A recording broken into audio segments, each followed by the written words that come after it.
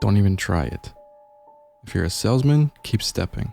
If you're a Girl Scout, move on to the next house. We don't care if you see us through the window or hear us behind the door. We will never open it. We don't know who we can trust anymore. All we know is that whatever is outside can't enter unless we let it in. It all started about a week ago when I was home alone. My wife and 2 boys were spending the week at her mother's place in Phoenix, while I begrudgingly stayed behind, so my boss wouldn't think of my name when our company's downsizing inevitably reached our branch. In my heart, I longed to be soaking up the sun with my family, but reality found me sacrificing my vacation days in hopes of keeping my job. 5 o'clock came and put an end to the Monday, and I didn't linger on the office for a second. On my way home, I stopped by my favorite Chinese takeout. If I couldn't enjoy the company of my family, I could at least enjoy the company of General Tsao. Pulling my car into the garage, I quickly changed into sweatpants and a plain t-shirt, slipped on my favorite slippers, and settled into my favorite Lazy Boy recliner. As I flipped on the TV and opened my takeout, I sighed away the day's stress and prepared to relax. It had been barely 15 minutes before my peace was interrupted by the loud sound of the doorbell. I rolled my eyes and muttered to myself, "Great, just great." When I opened the door, I was met by one of the strangest sights I'd ever seen. Before me, on the threshold of my home, was a salesman. Not a salesman you might see wandering around modern neighborhoods, dressed in bright polos, khaki shorts, trying to sell you solar panels or a new roof. No, the salesman before me looked like he had stepped out of the 1960s. He wore black, perfectly polished formal dress shoes, a light gray 3-piece tweed suit, and a matching gray fedora. The man himself was the picture-perfect 1960s man. He was tall and thin, his brown hair was skillfully cut and styled, his face was cleanly shaved, and his teeth were perfectly straight and dazzling white.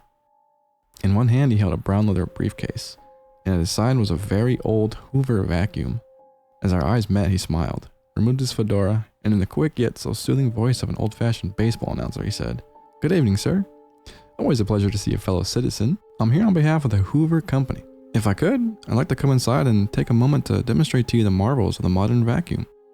I couldn't help but chuckle a little. "Wow," I said. "That's some get-up. I feel sorry for you having to wear that in this heat. Is Hoover celebrating an anniversary or something?" The salesman didn't drop the act. "No, sir. Nothing special. Just the regular Hoover treatment. May I come in?" I squinted my eyes slightly. No. At this, his smile dropped. He stared blankly for a moment before saying, "You won't let me in?" "No," I said again. "Why not?" he asked in a quieter voice. "Look, man, this is my house and I don't need a reason to not let you in." He stared blankly at me again before whispering, "Please?" I could feel my temper getting the best of me.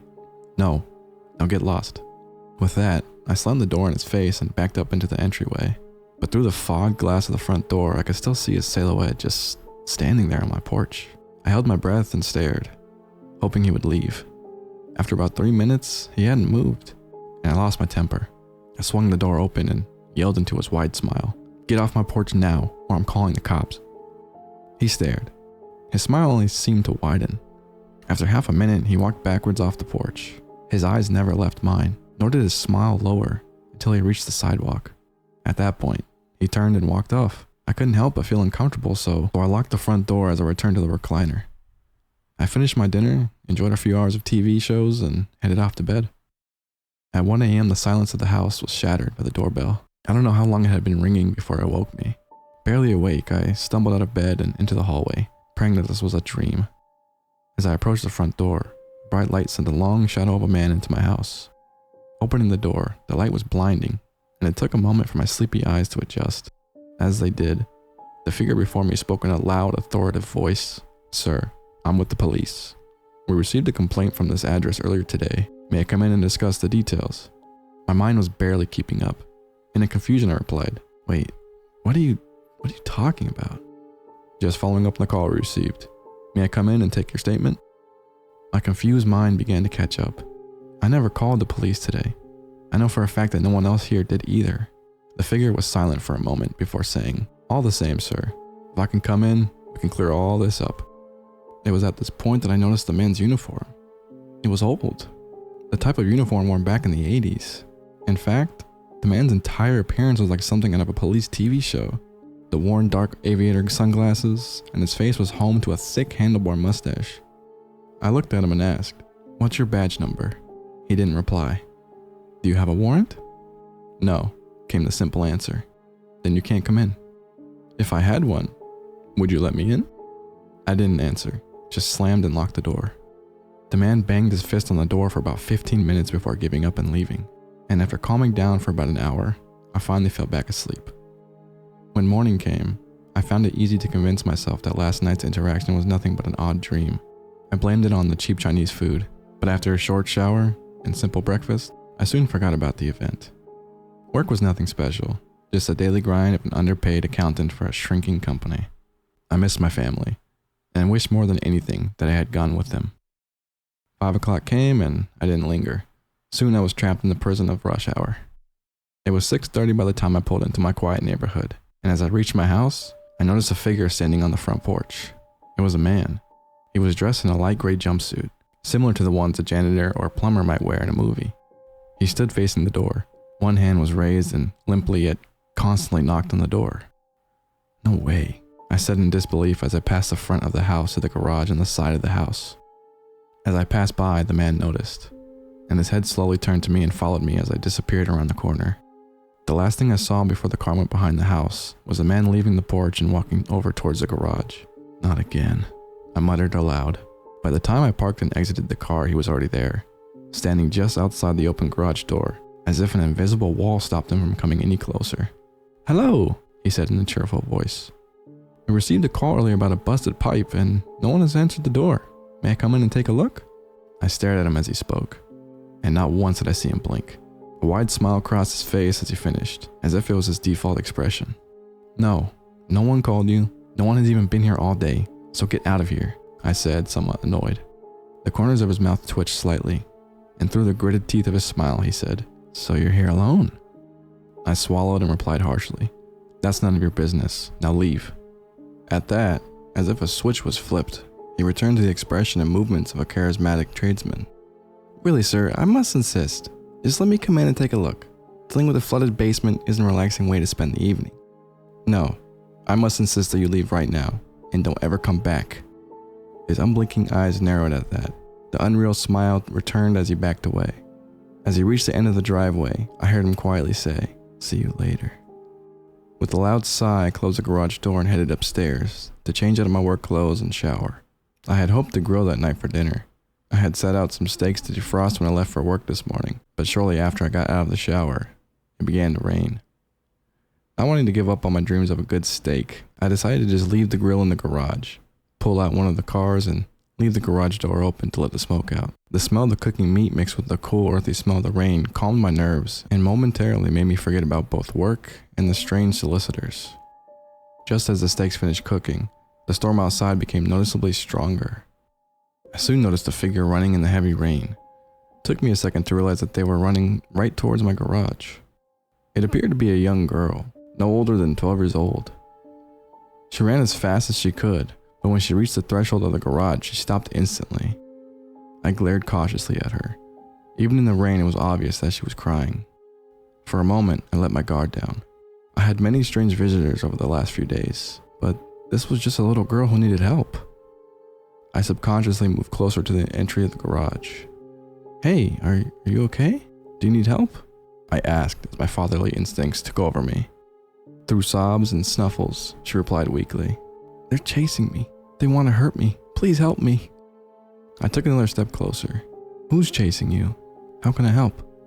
At that question, a thin grin broke across the girl's face and she said, "Can I come inside? I don't think they will find me if I'm in there." At that point, something in the back of my mind broke through my fatherly concern. Something wasn't right. I stared intently at the little girl's face. Her unblinking eyes gazed back. A chill ran down my back as I realized that I recognized this girl. Everyone in this area knew who she was. This was the Johnson girl. Last summer, she was snatched while riding her bike to a friend's house. The whole community searched for weeks. Her devastated parents regularly pleaded with her kidnapper on the local news. For months, there was no sign of her. But at the end of September, her body was found floating face down in a nearby reservoir. The thing in front of me wore the same clothes the Johnson girl was wearing when her body was found. A white long-sleeve shirt, and dark blue jeans with mud stains around the knees. The smile on its face widened as we stared into each other's eyes. The fingers of its left hand twitched violently. My throat was dry as I squeaked out one question. "What are you?" At this, the thing violently tilted its head to the side before cheerfully replying through clenched teeth, "I'm a little girl." Instantly, her face dropped a smile as the facade of a distressed crying girl returned. "And I really need to hide in your house. Please, mister. Don't get me." Cold sweat ran down my forehead as I slowly shook my head no. Go away," I stuttered. At this, a low growl escaped the little girl's lips as malice filled her eyes. For one terrible second, neither of us moved. Then, in a flash, she lurched forward towards me, but as she tried to break the plane of the doorway, she froze as if she hit an unseen wall. She screamed, "Let me in," over and over again. She swung her fist forward as if she was banging on an invisible door. I didn't even bother to take the steak off the grill as I turned, hit the garage door button, and ran to the house. That night was awful. Whatever was outside my house didn't leave. Instead, it spent the night screaming and banging on every door and window of my house. The scream was terrible. It was angry and primal. With every bang, I feared the windows would shatter or the doors would give out, but they didn't. They creaked and shifted, but they held. I couldn't sleep. The thing wouldn't let me. Even on the second floor, I heard violent bangs and angry screams in my bedroom window. Every now and then, I'd see its shadow under the lights of a passing car. Sometimes it was a shadow of a little girl, and sometimes it was a shadow of a fedora-wearing salesman or a police officer. But no matter the shadow, the screams remained the same raspy, inhuman screams that I first heard in the garage. I spent the night huddled in the upstairs bathroom as its violent fit shook the foundation of the house. Morning came, and exactly 30 minutes after sunrise, the banging and screaming stopped. After a night of noise, the house seemed unnaturally quiet. Slowly, I left the bathroom and cautiously peered out of the bedroom window. Outside, I saw nothing unusual.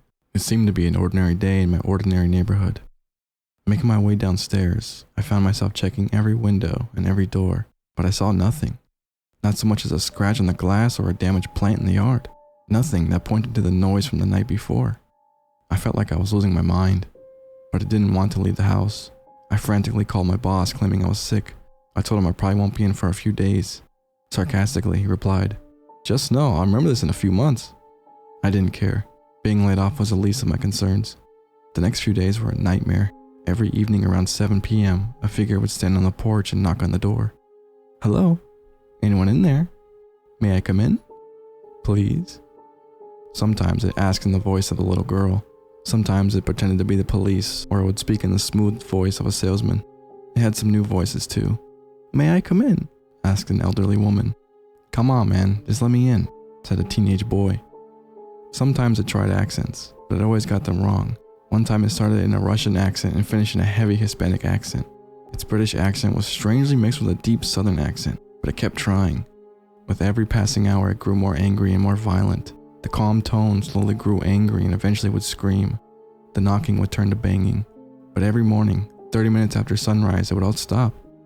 I hadn't slept in days, and I was terrified to go outside. Dread was growing in my mind because I knew soon I had to go out. My wife and sons were flying home. My boys started high school baseball practice this coming week, and they needed to get back in time to be ready, and I was supposed to pick them up from the airport. I knew I couldn't ask my wife to get an Uber. I would never be able to trust that they were real unless I saw them exiting the plane myself. So, with shaking hands, I used the button to open the garage. I stood and watched for a few moments, but no one walked by. After building up some courage, I hopped in my car, closed the garage, and headed off towards the airport. It was so good to see my wife and the boys.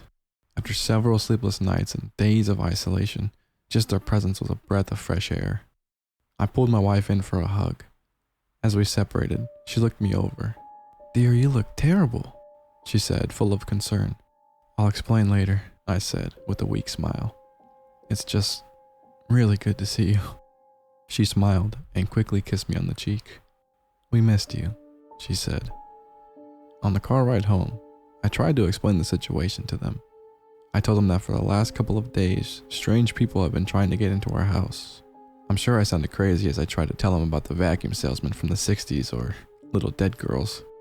When I told them about the banging and screaming in the night and suggesting that maybe we should spend a few nights in a hotel, My wife looked over to me and gently laid her hand on my arm before saying, "Are you feeling okay, honey?" My youngest son jokingly said, "Have you been smoking weed, Dad?" My wife quickly interjected, "I'm sure you're just stressed and haven't been sleeping well. I'll be sure to rub your shoulders tonight." I didn't know what to say, so I just nodded. After all, they would see what I was talking about at 7. The afternoon moved by slowly. As my family unpacked their things, I found myself packing a bag. I wanted to be ready to leave in the morning after they had experienced what I have. 7 p.m. came, but to my surprise, no strange visitors came with it. I sat near the front door looking at my clock, but nothing. No knocking, no voices from the other side of the door. It was surprisingly normal. At 8:30, I let out a cautious sigh of relief. Maybe it was gone. Maybe the events of this week were just some sort of elaborate prank by the neighbors. I paced around the house till 9:45, when my wife asked if I was coming to bed. As promised, my wife rubbed my shoulders. Before long, I couldn't keep my wary eyes open any longer, and I drifted off to sleep. In the morning, I felt refreshed. I hadn't slept in days, and that night I slept all the way through it with no interruptions. I smiled and stretched, thinking to myself, I'm so glad that's over. I made my way to the kitchen where I made myself a cup of coffee and some toast, which I enjoyed while scrolling on Facebook. A few minutes later, my oldest son came down the stairs and into the kitchen. He looked at me with a big grin on his face. I nodded and said, "Morning?" He went to the cupboard to grab a bowl for cereal. As he did, with his back towards me, he said, "Hey Dad, why did you need me to let you in last night?"